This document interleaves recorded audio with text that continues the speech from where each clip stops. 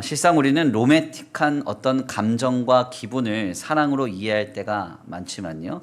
에릭 프롬이라고 하는 학자도 아트 오브 러빙이라고 하는 책, 사랑의 기술이라고 하는 책에서 이미 언급한 바와 같이 이 사랑이라는 것은 러브, 그러니까 단순한 어떤 기분이나 감정이 아니라 러빙, 어떤 목적을 향해 지켜가는 과정, 즉 의지라고 할 수 있습니다.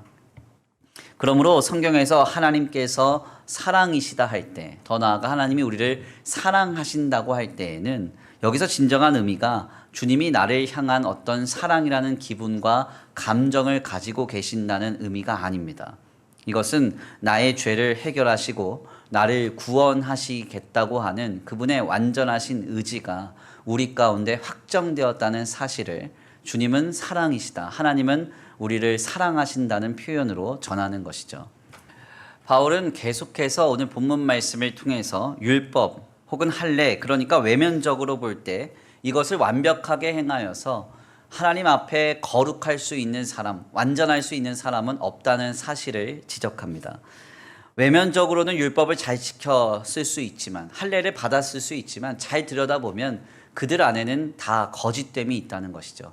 그래서 율법과 할례로 한 사람이 완전히 세워져 가는 것이 아니라 미쁘신 하나님께서 그를 이루어 가심을 바울은 증거하고 있는 것입니다.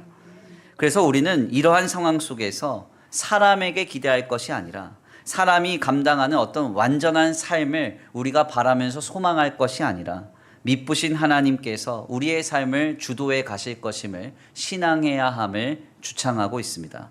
오늘 본문의 말씀을 좀 더 명확하게 깨닫기 위해서 표준 세번역 성경으로 제가 본문 말씀 3절과 4절을 봉독해 올려드리겠습니다. 그런데 그들 가운데 얼마가 신실하지 못했다고 해서 무슨 일이라도 일어납니까? 그들이 신실하지 못했다고 해서 하나님의 신실하심이 없어지겠습니까? 그럴 수 없습니다.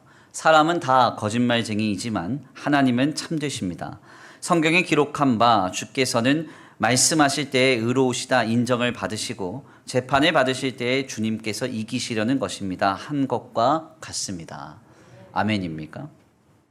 한 개인이 율법을 완벽하게 지키고 할례까지 지키고 많은 직분과 행동과 삶의 많은 배경으로 내가 참 신자다 하면서 거룩하게 세워져 가는데 그들 속에서 뭔가 부족하고 연약한 것이 나타났을 때 그들은 성도에서부터 멀어져 가는 것이냐? 그게 아니라는 것이죠.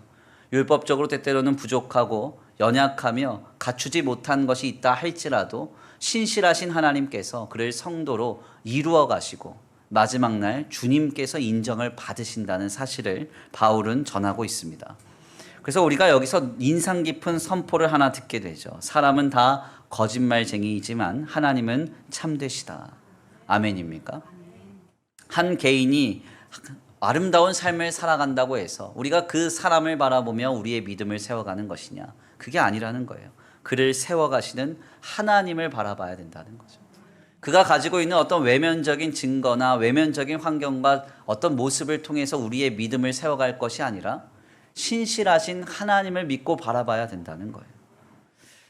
우리의 신앙의 삶에 많은 문제들이 다가올 때 결국 우리는 거짓된 사람에게 기대할 것이 아니라 우리를 이루어 가시고 신실하게 세워 가실 미쁘신 하나님을 바라보아야 함을 말씀을 통하여 다시금 도전받습니다.